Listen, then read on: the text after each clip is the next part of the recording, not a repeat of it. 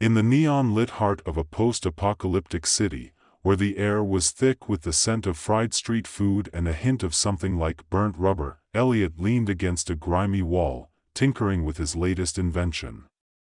The bustling market around him was alive with laughter, shouting, and the occasional scream of terror, an average Thursday in the age of biological warfare.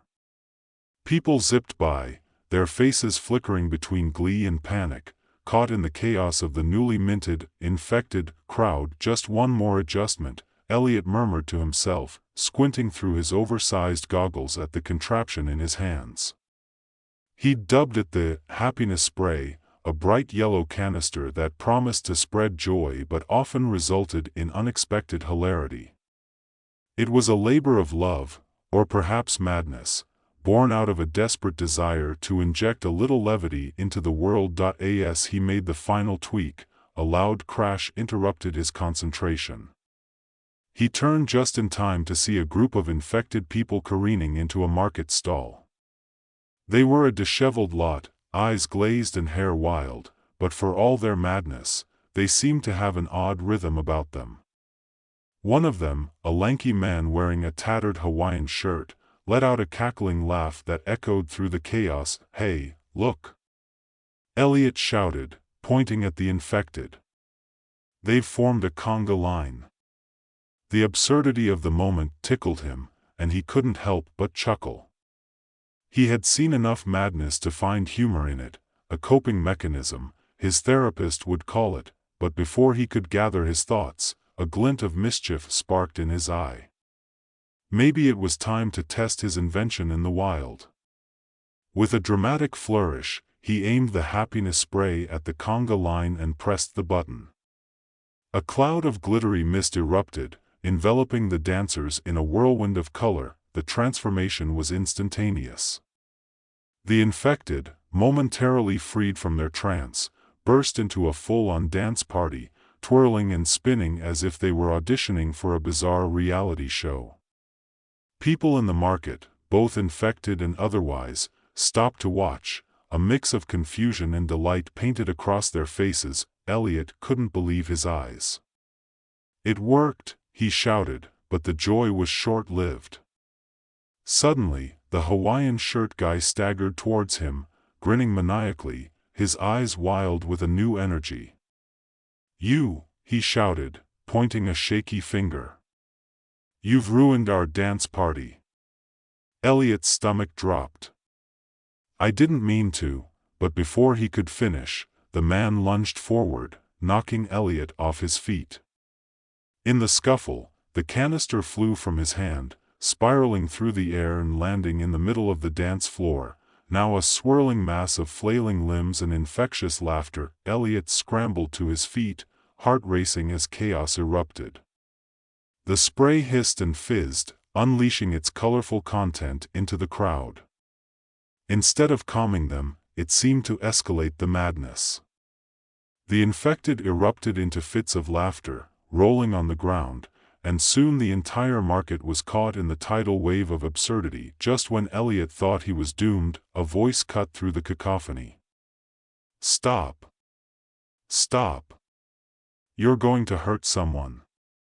It was a woman's voice, sharp and commanding, cutting through the merriment like a knife. Elliot turned to see Rhea, a brilliant scientist who had once been a beacon of hope in this nightmare world, now ensnared by the very infection she had sought to combat. Rhea's hair was disheveled, her lab coat tattered, but her presence was magnetic. For a moment, the chaos faded as their eyes met.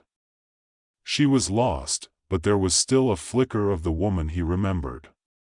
In that instant, Elliot decided he had to help her, no matter how ridiculous the situation had become. "Rhea, you can fight this," he yelled, the crowd swirling around them, laughter mixing with the shouts of the infected. "You're too smart to let this take over." Rhea blinked, momentarily clearing the haze in her eyes. "Elliot? Is that you? What have you done?" "I'm trying to save you," he replied, grinning despite the absurdity of it all. "And maybe everyone else too." As the words left his mouth, a spark ignited in Rhea. The joy from the spray had breached the wall of infection, even if just for a moment. With a surprising burst of energy, she began to dance, not the chaotic flailing of the infected, but a graceful, purposeful movement that seemed to command the attention of everyone around her. "Follow me," she shouted, grabbing Elliot's wrist and pulling him into the throng. Together, they began to lead the crowd in a structured dance, Rhea guiding the infected back to something resembling order. For a brief moment, chaos transformed into a quirky celebration, laughter ringing out amidst the colorful mists of the happiness spray. Elliot couldn't help but chuckle at the absurdity of their situation. Here they were, two unlikely heroes amidst a throng of infected, doing the conga as if they were at a bizarre party, but as the laughter subsided and reality set back in, Rhea's expression turned serious. "Elliot, we need to get to the lab. I have to help you reverse the infection, or this will only get worse." Elliot nodded, the weight of the task ahead pressing on him. "Right. We need a plan." Their laughter faded into determination, and as they set off towards the lab, the world around them shifted from the joy of dance to the seriousness of their mission. Together, they would face the challenges ahead, their paths intertwined by the absurdity of fate and the lingering hope that perhaps, just perhaps, they could save not only themselves but the world around them. As they navigated through the bustling market, Elliot and Rhea moved with purpose, dodging the infected who still twirled and laughed in their post-spray days. Elliot couldn't shake the feeling of absurdity that clung to them like a cheap cologne, a scent that whispered, "You've lost your mind." Yet, there was something refreshing about Rhea's presence, her intensity a beacon against the backdrop of chaos. "Isn't there a less chaotic route to the lab?" Elliot asked, ducking as a pair of infected individuals nearly collided with him, giggling uncontrollably as they fumbled past. "Most of the streets are blocked," Rhea replied, her brow furrowed in concentration. "We'll have to cut through the old subway station. It's risky, but it's the fastest way." "Risky how?" Elliot inquired, feeling the knot in his stomach tighten. "Mostly with the infected, and the occasional rogue scavenger looking for supplies," she said, her tone carrying an undercurrent of determination. "But I trust we can handle it." Elliot nodded, trying to match her resolve. They turned a corner and headed towards the subway entrance, where flickering fluorescent lights cast eerie shadows over the crumbling stairs. Rhea led the way, her posture radiating confidence, and he couldn't help but admire her tenacity. The woman he once knew, confident and sharp-witted, was still there, buried under layers of infection but fighting to break free. As they descended into the darkness, the air grew cooler, and the sounds of the market faded behind them. The subway station was a ghost of its former self, walls adorned with faded advertisements, a reminder of a world that had once thrived. Broken benches littered the platform, and the tracks lay dormant, rusted and overtaken by weeds. "Stay close," Rhea whispered, her voice echoing in the emptiness. "We don't want to attract too much attention." Elliot felt a shiver run down his spine. The thought of encountering the infected down here, in the tight confines of the subway, was unsettling. But he followed her lead, adrenaline coursing through him as they crept along the platform, eyes peeled for any signs of movement. Suddenly, a loud crash echoed from the far end of the station. Elliot and Rhea froze, exchanging a glance that spoke volumes. They weren't alone. A group of scavengers had set up camp near the old ticket booth, their voices harsh and rough against the silence. Rhea motioned for Elliot to stay low as they edged closer, trying to overhear their conversation. "They'll pay top dollar for anything we can find," one of them said, his voice gruff and laden with greed. "Those scientists think they're safe, but they don't know what's coming." "What's coming?" another scavenger sneered. The infection's a joke. They're just a bunch of lab rats waiting for the next round. Elliot felt a surge of anger at their dismissive words. He had seen the effects of the infection firsthand, and it wasn't a joke. But he knew better than to engage. The last thing they needed was a confrontation. Rhea pulled him back, and they retreated into the shadows, the sounds of the scavengers fading as they moved further down the platform. "Keep your head down," Rhea advised quietly. "If we can avoid them, we'll have a better chance of getting to the lab." Elliot nodded, steeling himself for whatever lay ahead. They pressed onward, moving deeper into the subway's labyrinthine passages, the flickering lights their only guide. As they walked, Rhea shared snippets of her past, her voice steady despite the uncertainty around them. "I used to love this place. Before," she paused, her expression softening. "Before the world went to hell. It felt alive back then." Elliot caught her wistful gaze, his heart aching for the memories she was forced to confront. "We can bring it back," he said, more to reassure himself than her. "We just need to find a way to reverse the infection. You have the knowledge, we can make it happen." Rhea smiled faintly, her eyes shining with a mixture of hope and determination. "You're right. But it won't be easy. We need to get to the main lab, it holds the key." Just as they approached a junction in the tracks, an ominous noise echoed from behind them, heavy footsteps, accompanied by guttural murmurs. The scavengers had found them. "Run!" Rhea shouted, and without a second thought, they took off down the tracks, adrenaline pumping through their veins. The dim light barely illuminated their path as they sprinted, the sound of footsteps gaining on them. Elliot glanced back, heart pounding. The scavengers were fast, driven by a mix of desperation and fury. "They're gaining on us," he yelled, panic rising in his chest. "Left. Here!" Rhea shouted, veering into a narrow passage that led off the main track. The darkness enveloped them, and Elliot could barely make out Rhea's silhouette ahead. He stumbled, nearly losing his footing, but pressed on, determined not to let fear take hold. They raced through the cramped corridor, the sound of their pursuers echoing ominously behind them.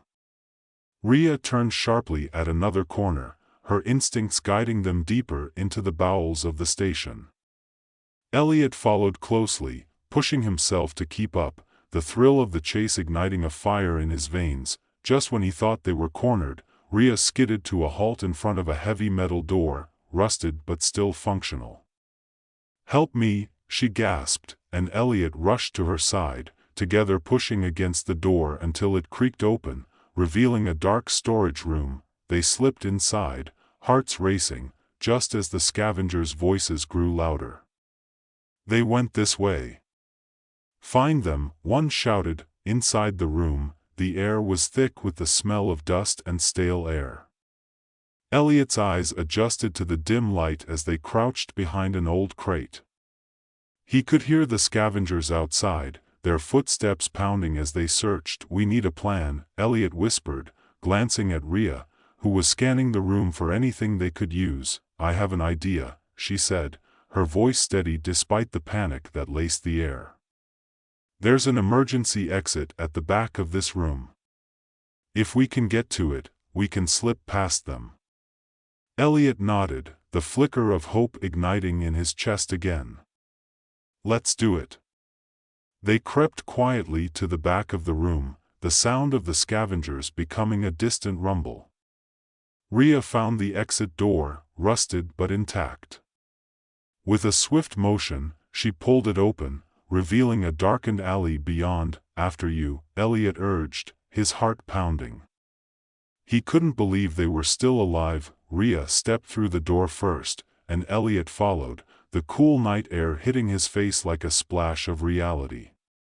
They were outside, but they couldn't stop. The lab wasn't far, he could feel it, the hope growing stronger with each step. Over there. Rhea pointed to a faint glow in the distance, the outline of the lab's building barely visible under the moonlight. They sprinted toward it, adrenaline surging through them, the world blurring around them as they focused on their goal. The lab loomed ahead, an ominous fortress of knowledge and danger. As they approached, Elliot felt the weight of their mission settling on his shoulders. This was it. They were about to confront the heart of the infection, the very source of the chaos that had engulfed their lives. With a deep breath, he glanced at Rhea, her eyes filled with determination. "Ready?" he asked, trying to mask the tremor in his voice. "Ready," she replied, her resolve unyielding. Together, they stepped toward the lab's entrance, hearts racing, minds set on reclaiming the future. The door swung open with a heavy creak, and they stepped inside, plunging into the unknown. The interior was stark and sterile, lights buzzing overhead like a swarm of angry bees. Rows of computers blinked with life, their screens displaying data that made Elliot's head spin. The walls were lined with glass containers, each one holding samples of the biological weapons that had wreaked havoc on their world. "Follow me," Rhea said, her voice steady as she moved toward the main lab area. Elliot trailed behind, absorbing the sights with a mix of awe and dread. This was where the magic, and the madness, had happened. As they reached the main laboratory, a figure emerged from the shadows. Dr. Lang, the lead scientist behind the biological weapons, stood before them, his eyes glinting with a mixture of surprise and disdain. Well, if it isn't the dynamic duo," he sneered, crossing his arms. "You've come to save the day?" Elliot felt a rush of anger at the sight of the man who had played God with their lives. "We're here to stop you, Lang. This ends now." Rhea stepped forward, her confidence shining through. "You don't understand what you're dealing with. The infection is a bioweapon, and it's not just a tool for control. We can reverse it." Dr. Lang chuckled darkly, amusement flickering in his eyes. "Reverse it? You really think you can undo what has been unleashed? You're playing with forces beyond your understanding." Elliot felt his heart race. "But it's possible. We can use the data you have here to create a cure. We just need access to your research." "Access?" Lang scoffed. "You think I'd just hand it over? You're mistaken. You're in over your heads." In that moment, something inside Rhea shifted. "You underestimate us, Lang. We're not just any scientists. We've seen the consequences of your work, and we refuse to let it continue. We'll take the data, or we'll expose you for what you are." Elliot felt a surge of determination at her words. They were in this together, and they weren't backing down. Lang's demeanor changed, a flicker of uncertainty crossed his face. "You think you can threaten me? This lab is protected, and I have resources beyond your comprehension." "Then we'll find another way," Rhea shot back, her voice fierce. "You can't control us forever." Before Lang could respond, alarms began to blare, the sound piercing through the tension like a knife. Red lights flashed, illuminating the lab in an eerie glow. "Security breach," a voice crackled over the intercom. "All personnel report to the lab immediately." Elliot's heart raced. "What do we do?" "Follow me," Rhea urged, grabbing his arm and leading him toward a side door marked, "Emergency Exit." They dashed through just as the lab doors burst open, security personnel flooding in. Outside, the cold air hit them again, and they sprinted away from the lab, the sounds of chaos erupting behind them. Rhea glanced over her shoulder, her expression resolute. "We have to regroup and find a way to access the data before they lock it down." Elliot nodded, adrenaline coursing through him. "Let's head to my workshop." I can create something to help us break in again." They made their way through the labyrinthine streets, the distant sounds of the city swirling around them. Each step felt heavier, the weight of their mission pressing down on them. Once they reached Elliot's workshop, he quickly set to work, his mind racing with ideas. Rhea leaned against the wall, her gaze distant. "Do you really think we can do this?" she asked softly. Elliot paused, looking up at her. "We have to believe we can. For everyone out there who's suffering. We're their only chance." Rhea nodded, the fire rekindling in her eyes. "Then let's make it happen." With renewed determination, they worked side by side, Elliot concocting new devices and Rhea strategizing their next steps. As the hours passed, laughter and banter flowed between them, a reminder that even amidst chaos, there was still room for connection. Finally, Elliot held up his latest creation, a small device designed to override the lab's security systems. "This should do it. If we can get back inside, we can extract the data we need." "Then let's move," Rhea said, her expression resolute. They headed back to the lab, hearts pounding in rhythm with their footsteps. As they neared the building, Elliot's pulse quickened. "Remember, if we get caught, we won't," Rhea interrupted, her gaze steady. "We're too close to give up now." With the device in hand, they slipped through the side entrance, the sounds of the lab buzzing to life around them. They quickly navigated through the shadows, moving toward the main control room. "Here," Elliot whispered, pointing to the terminal where they could access the data. They crouched low, hearts racing as they entered the room. "Okay, let's see what we're dealing with," Rhea said, fingers flying over the keyboard. The screen lit up, revealing data on the biological weapons, including the formulas for the infections. Elliot couldn't believe what he was seeing. "This is it. We can use this." As they worked frantically, the door creaked open, and in walked Dr. Lang, flanked by security personnel. "Thought you could sneak in here, did you?" he snarled, eyes gleaming with malice. Elliot's heart dropped. "Run," he shouted, grabbing Rhea's hand as they dashed toward the exit. Security officers shouted behind them, footsteps pounding in pursuit. They raced through the hallways, adrenaline pumping. Each corner they turned bringing them closer to freedom. Just as they reached the main exit, a security officer blocked their path. Elliot quickly aimed the override device, pressing the button as a surge of electricity coursed through the air. The officer staggered back, disoriented, and they darted past him, almost there. Rhea urged, pushing through the door and into the night air. But outside, chaos reigned. Infected were spilling into the streets, their wild laughter mingling with the sounds of the city, a surreal and unsettling symphony. "Where do we go?" Elliot shouted, panic rising. Rhea scanned the area, her eyes landing on a nearby alley. "That way. We can hide until it's safe." They sprinted down the alley, hearts pounding, breaths coming in quick gasps. As they reached a hidden nook, they pressed themselves against the cool brick wall, listening to the chaos outside. Elliot felt a rush of fear as he glanced at Rhea, her expression a mixture of determination and uncertainty.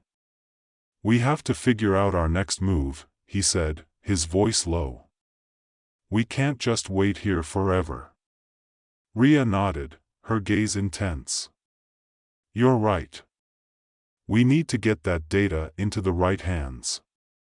We can't let Lang use it for his own gain." Elliot took a deep breath, feeling the weight of their mission pressing down on him. "Let's regroup with some of my contacts. We can plan our next steps." Just as they were about to move, a group of scavengers turned the corner, their eyes scanning the alley. Elliot's heart raced as they inched closer, the threat palpable. "Stay quiet," Rhea whispered, her breath steadied despite the tension. They held their breath as the scavengers drew near, their laughter echoing through the narrow space.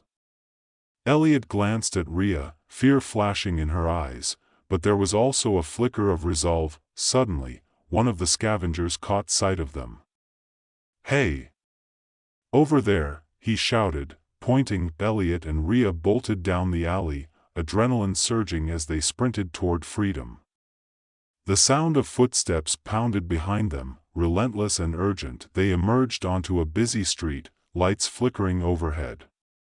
"This way!" Rhea yelled, pulling Elliot into a side alley, their bodies pressing against the cool brick as they sought refuge. "Where do we go now?" Elliot gasped, trying to catch his breath. "We need to find a safe house," Rhea replied, scanning the area. "There's a group I used to work with, they can help us." Just as they turned a corner, they spotted a dilapidated building with a flickering light in the window. "That's it!" Rhea exclaimed, her eyes shining with hope. They hurried toward the entrance, Rhea knocking frantically on the door. After a tense moment, it creaked open, revealing a scruffy man with wild hair and cautious eyes. "Who are you?" he asked, suspicion etched across his face. "It's me, Rhea." "We need help," she urged, desperation in her voice. That he hesitated, then stepped aside, allowing them to enter. The interior was dimly lit, filled with makeshift furniture and scattered supplies. A small group of people looked up, their expressions a mix of curiosity and concern. "What happened?" one of them asked, his brow furrowed. "Lang is planning to unleash a new strain of the infection," Rhea explained, urgency in her tone. "We need to stop him before it's too late." The group exchanged worried glances, the gravity of the situation settling in.